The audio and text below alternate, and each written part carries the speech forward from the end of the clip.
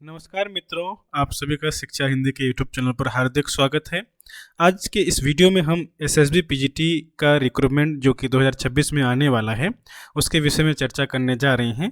हम लोग पहले इसमें देखेंगे कि एसएसबी पीजीटी क्या है, कितना वैकेंसी पिछली बार आया था, कितना आने की संभावना है, उसके लिए क्या एलिजिबिलिटी चाहिए, क्या योग्यता चाहिए, क्वालिफिकेशन क्या है, सिलेक्शन प्रोसीजर क्या है, सिलेबस क्या है, कितना एग्ज़ाम होता है, कैसे एग्ज़ाम होता है, कुछ महत्वपूर्ण किताबें हमारे सिलेबस को देखते हुए जो मैं यहाँ पर आपको रिकमेंड करने वाला हूँ। उसके बाद सैलरी कितनी है और कहाँ पर आपको काम करने को मिलेगा।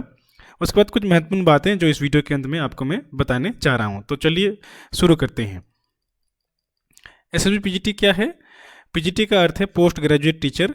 ये उड़ीसा के जो non government aided higher secondary schools हैं, या जिसको हम लोग अभी +2 बोलते हैं, तो ये +2 में जो 11वीं 12वीं की कक्षा है वहाँ पर जो है आपको पढ़ाने का मौका मिलेगा अगर आपका इसमें सिलेक्शन होता है तो, क्योंकि आपको इसका जो फुल फॉर्म क्या है, पोस्ट ग्रेजुएट टीचर। ये पिछली बार का एडवर्टाइजमेंट का जो है डिटेल्स है, 2024 को ये जो है आया था, आप लोग देख पा रहे होंगे। और इसमें जो लिखा है कि aided higher secondary school non government, यानी जो non government aided higher secondary school हैं उसी के लिए एसएसबी जो है रिक्रूटमेंट करवाता है, उसी में आपको आपकी पोस्टिंग होती है। यहाँ पर जो है डिटेल्स में दिया गया है। ये पिछली बार का जो अभी आपने जो है स्क्रीन में देखा, नोटिफिकेशन में जो वैकेंसी आई थी पिछली बार में, टोटल 1061 यहाँ पर आपको वैकेंसी दिखाई दे रही है। तो टोटल पिछली बार में इतनी वैकेंसी आई थी, और यहाँ पर आप लोग देख सकते हैं हिंदी में केवल मात्र 1 वैकेंसी आई थी। एलिजिबिलिटी क्या है कि आपको जब आप फॉर्म डाल रहे हैं तो आपको 21 साल जो है होना चाहिए, पहली बात तो ये है। और 38 साल के भीतर ये जो है आपका एज है 21 से 38, तो ही आप डाल सकते हैं। और ये एज रिलैक्सेशन यहाँ पर आपको दिया गया है कि आपका अगर किसी कैटेगरी से आप बिलोंग करते हैं तो उसी के हिसाब से आपको रिलैक्सेशन यहाँ पर दिया जाएगा। एजुकेशनल क्वालिफिकेशन क्या है? क्या आप पढ़े हैं तो जाकर इसको डाल सकते हैं। आप जिस सब्जेक्ट में डाल रहे हैं, मान लो आप हिंदी में डाल रहे हैं, हिंदी में पोस्ट ग्रेजुएट टीचर या एसएसबी पीजीटी डाल रहे हैं, तो आपको उसी सब्जेक्ट में एमए या मास्टर डिग्री जो है आपका होना चाहिए। और उसके बाद पॉइंट नंबर बी, आपका जो बीएड है इक्विवेलेंट होना चाहिए, यानी ऐसे कॉलेज से जो है आपको बीएड करना चाहिए जो एनसीईआरटी या national council of teacher education से जो है न्यू दिल्ली से इक्विवेलेंट हो। और यहाँ पर और एक बात जो है सबसे ज़्यादा महत्वपूर्ण बात है, दिया गया है कि बीएड क्वालिफिकेशन जो है इन सब्जेक्ट के लिए मैंडेटरी नहीं है, यानी कंपलसरी नहीं है। जैसे कि यहाँ पर आप लोग देख पा रहे होंगे, कॉमर्स हो गया, एजुकेशन हो गया, जियोलॉजी हो गया, होम साइंस हो गया, लॉजिक एंड फिलोसफी हो गया, साइकोलॉजी हो गया, सोशियोलॉजी हो गया, आईआरपीएम हो गया, तेलुगु उर्दू हो गया। तो इन सब्जेक्ट के लिए आपका बस एमए है या और भी कुछ है यहाँ पर जो है, तो आप इसमें फॉर्म डाल सकते हैं। आपका अगर बीएड नहीं भी है, बस एमए है, मान लो सोशियोलॉजी में आपने एमए किया है, तो आपको बीएड की ज़रूरत नहीं है, आप एसएसबी पीजीटी में फॉर्म डाल सकते हैं। लेकिन यहाँ पर डी नंबर पर में लिखा गया क्या कि BEd qualification is the mandatory पर जो है the post of PGT in botany, chemistry, economics, English, geography, Hindi, history, mathematics, Odia, physics, political science, Sanskrit, zoology. तो इन सब्जेक्ट के लिए जो यहाँ पर ऑप्शन नंबर या डी पॉइंट में है, तो इन सब्जेक्ट के लिए आपको बीएड ज़रूरी है। तो यहाँ पर हिंदी भी है, तो अगर आपने हिंदी में एमए किया है तो बीएड भी जो है आपको ज़रूरी है इसमें एसएसबी पीजीटी में फॉर्म जो है डालने के लिए। और इसमें अदर एलिजिबिलिटी कंडीशन जो है दिया गया है कि और आपके पास क्या कंडीशन होना चाहिए, क्या आपको योग्यता रहनी चाहिए कि आप इंडिया के नागरिक हों और आप जो है ओडिया पढ़ पाएँ, लिख पाएँ और सुन के समझ पाएँ।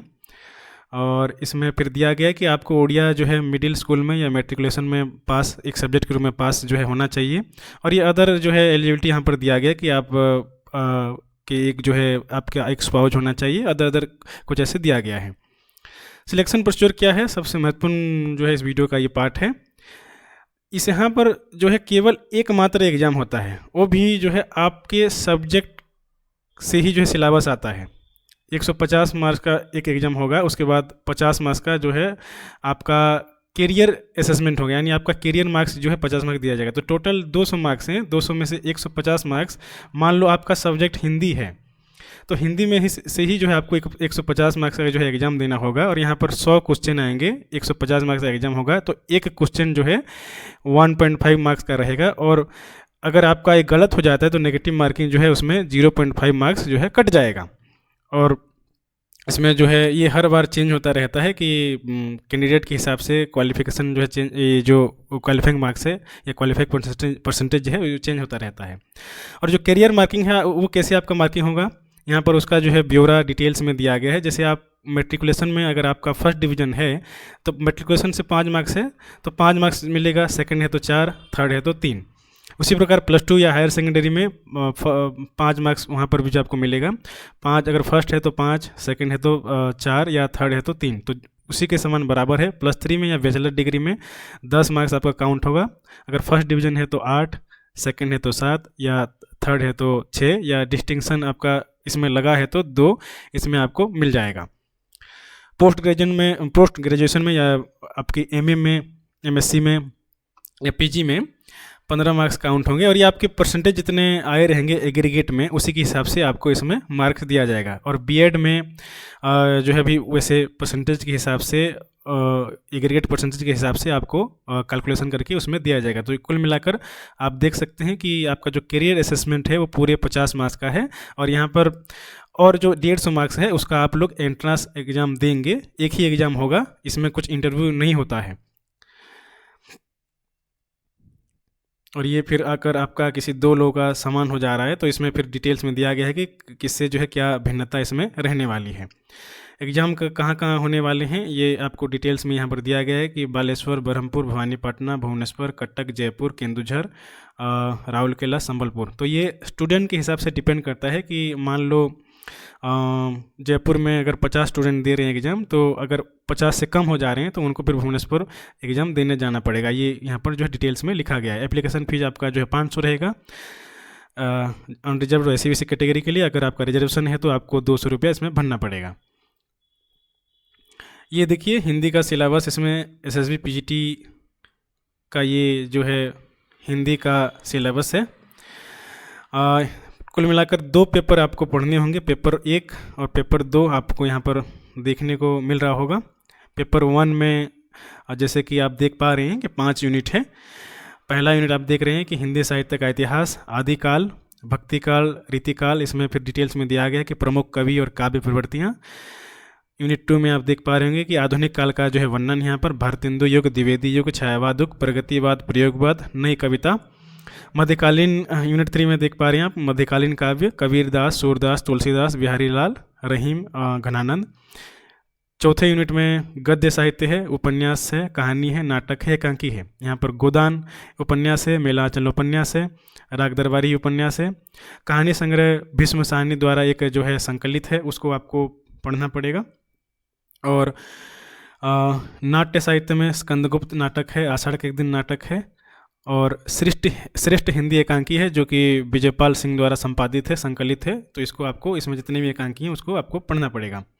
और 5वें यूनिट में आलोचना है जो कि जहाँ पर चिंतामणि है, हजारी प्रसाद द्विवेदी का अशोक का फूल है, और इसमें काव्य कला तथा अन्य निबंध है जो कि जयशंकर प्रसाद द्वारा संपादित है। और ये दूसरी परंपरा की खोज एक पुस्तक है जो कि नामवर सिंह द्वारा लिखी है, उसको भी आपको इसमें पढ़ना पड़ेगा।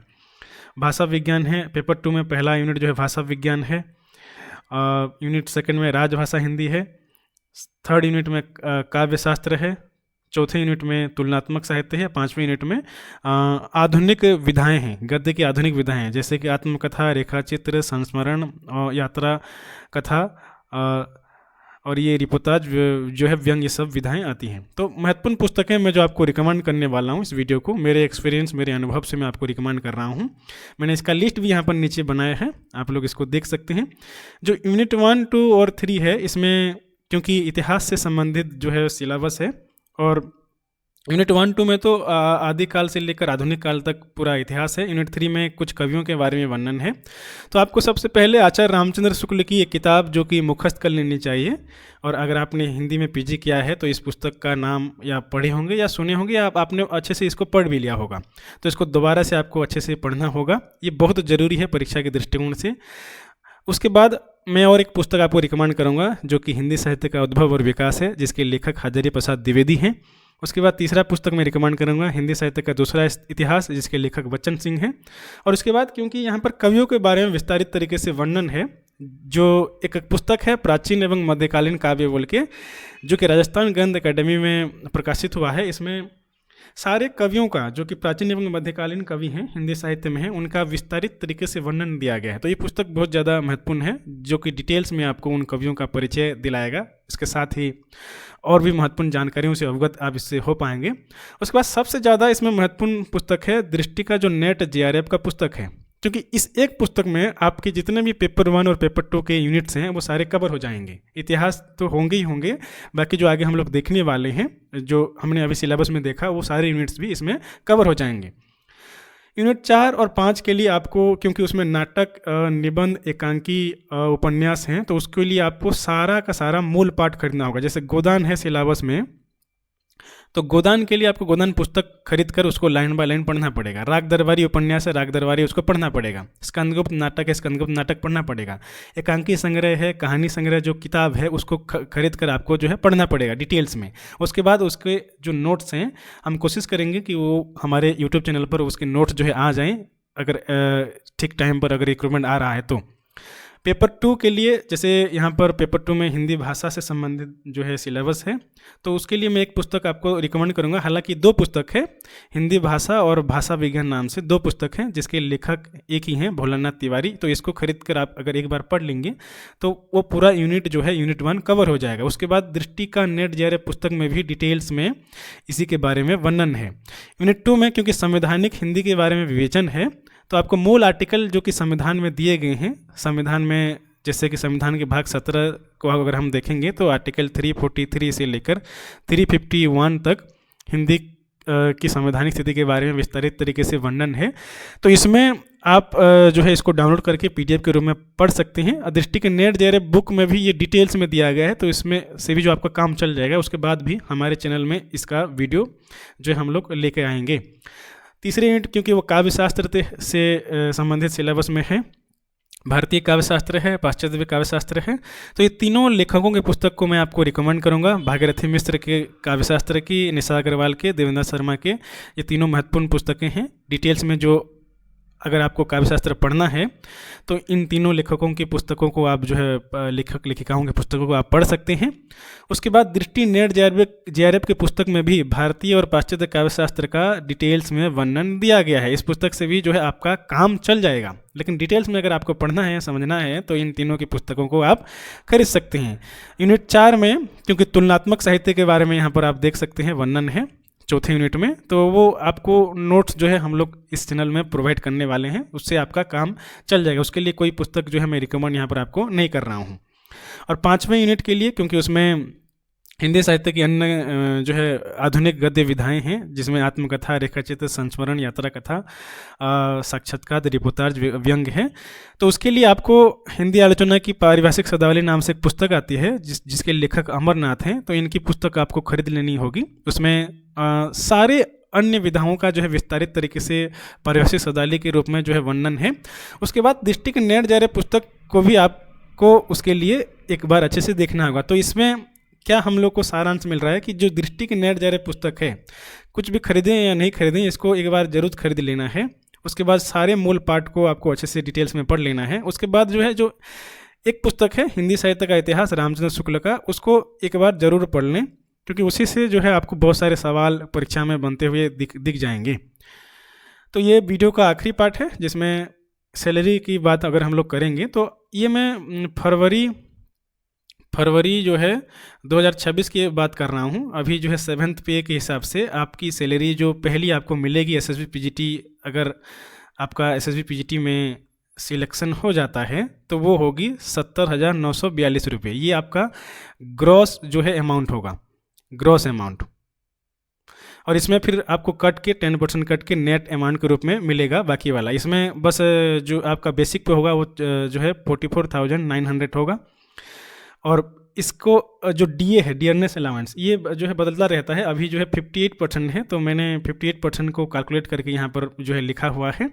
ये अभी की बात मैं कर रहा हूँ, ये बढ़ता रहता है, 60 भी हो जाएगा। और अभी जो है 7th पे है, आप लोग को पता है कि 2026 से जो है 8 पे लागू हो गया है या लागू होने वाला है आगे, ऐसी संभावना है। तो ये और भी ज़्यादा जो है बढ़ जाएगा। तो मैं अभी की अगर बात करूं, फरवरी में अगर रिक्रूटमेंट हो जाता है, सिलेक्शन हो जाता है, तो पहली सैलरी अगर फरवरी में आपको मिलेगी जो होगी 70,942 रुपये।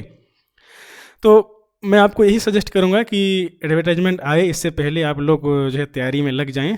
मूल पाठ पुस्तकें जो है आप लोग खरीद लें और एक विधिवत तरीके से आप लोग एक जो है बना लें कि अगर रिक्रूटमेंट आ जाता है किसी भी महीने में किसी भी तारीख को, तो कैसे जो हमारा सिलेक्शन हो। और ये वीडियो इसी के बारे में था, एसएसबी पीजीटी के बारे में। आशा करता हूँ कि वीडियो आपको अच्छा लगा होगा। एसएसबी पीजीटी के सिलेबस के बारे में हम और भी ज़्यादा चर्चा करने वाले हैं आगे आने वाले वीडियो में, और इसके सिलेबस में जितने भी सारे यूनिट्स हैं उसके वीडियो हम अपने चैनल में लेकर आने वाले हैं। तो आपके लिए जो है चैनल बहुत ही लाभदायक होने वाला है अगर आप एसएसबी पीजीटी की तैयारी करने वाले हैं तो अगर आपको ये वीडियो अच्छा लगा है तो वीडियो को लाइक करना ना भूलें। मिलते हैं अगले वीडियो में, तब तक के लिए बने रहिए। धन्यवाद। जय हिंद।